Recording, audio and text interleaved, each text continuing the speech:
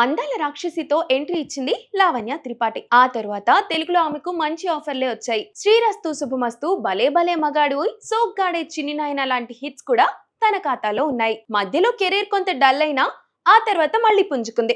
వరుణ్ తేజ్ తో ప్రేమలో పడటం, ఆ తర్వాత ఇద్దరు పెళ్లి చేసుకోవడం లావణ్య కెరీర్ లో జరిగిన అనూహ్యమైన పరిణామాలు. ఇప్పుడు ఆమె మెగా కోడలు.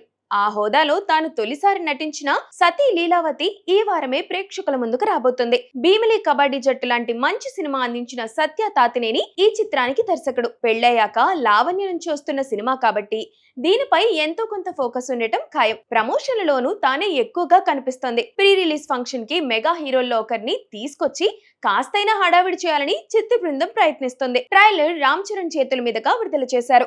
వరుణ్ తేజ్ కాలికి గాయమైంది. షూటింగ్లను పక్కన పెట్టి ఆయన విశ్రాంతి తీసుకుంటున్నారు.